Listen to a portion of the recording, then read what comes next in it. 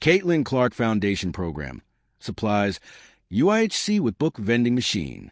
The Caitlin Clark Foundation has installed a book vending machine for the patients at the University of Iowa Stead Family Children's Hospital. The foundation says a new program, Turning Pages, Healing Hearts, is designed to empower pediatric patients to find joy and build connections with their siblings, parents, and children's hospital staff by choosing books that interest them.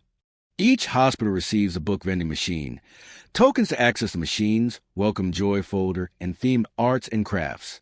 Caitlin Clark leads Indiana Fever against Toronto Tempo. Caitlin Clark and the Indiana Fever face the Toronto Tempo at Scotiabank Arena, testing the expansion franchise as the WNBA solidifies its Canadian footprint.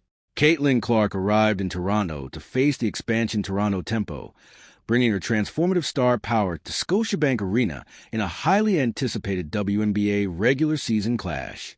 The Indiana Fever guard, who has single-handedly revolutionized women's basketball viewership, posted 26 points and 9 assists in a recent victory, demonstrating her continued dominance on the court. The matchup against the Tempo represents a critical test for Canada's newest WNBA franchise, which is struggling to find consistent defensive rhythm against elite offensive units. Scotiabank Arena, typically home to the NBA's Raptors, was sold out within hours of the schedule release, underscoring Clark's unprecedented drawing power. The Clark effect on Canadian basketball. Clark's presence in Toronto transcends a single regular season game. It serves as a massive catalyst for grassroots basketball development across Canada. Basketball Canada reports a 34% year-over-year increase in female youth registration, directly attributed to the visibility of WNBA stars. The Tempo, aware of the marketing windfall, has organized extensive community outreach programs coinciding with the Fever's visit, aiming to convert casual spectators into long-season ticket holders. Scotiabank Arena attendance, 19,800 fans, marking the largest WNBA crowd in Canadian history. Clark's season averages 25.4 points, 8.2 assists, and 5.1 rebounds per game. Merchandise sales. Indiana Fever jerseys account for 78% of all WNBA apparel sold in Ontario retail outlets. Expansion franchise growing pains. The Toronto Tempo, in their inaugural season, are navigating the inevitable growing pains of an expansion roster. Head coach Elena Del Don has emphasized defensive rotations and rebounding discipline to counter the Fever's high-octane pick-and-roll offense. In their previous encounter, the Fever defeated the Tempo 113-91, exposing Toronto's vulnerabilities in transition defense and perimeter containment. Clark's ability to read defensive schemes and exploit mismatches forces the Tempo to employ complex trapping strategies, which often leave other Indiana shooters like Kelsey Mitchell wide open.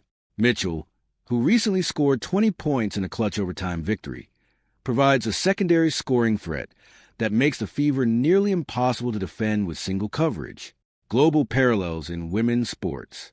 The explosion of women's basketball in North America mirrors the rapid professionalization of women's football in Africa. In Kenya, the Women's Premier League has seen unprecedented corporate sponsorship and broadcast deals, driven by the international success of the Harambee Starlets. Similarly, Nigeria's female footballers command massive domestic followings, though infrastructure and pay equity remain persistent challenges. The WNBA's expansion into Toronto signals a broader North American strategy to capture international markets, much like the English Women's Super League recruiting global talent.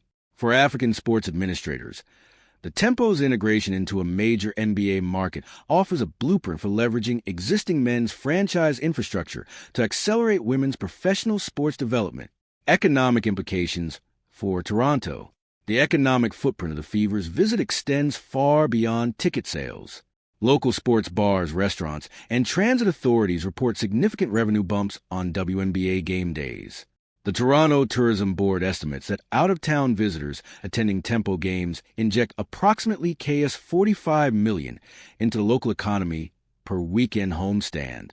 As the game tipped off, the atmosphere inside Scotiabank Arena was electric, with fans wearing Clark's signature number 22 jersey outnumbering local Tempo supporters. The result on the scoreboard matters less to the league office than the sustained television ratings and social media engagement generated by the spectacle.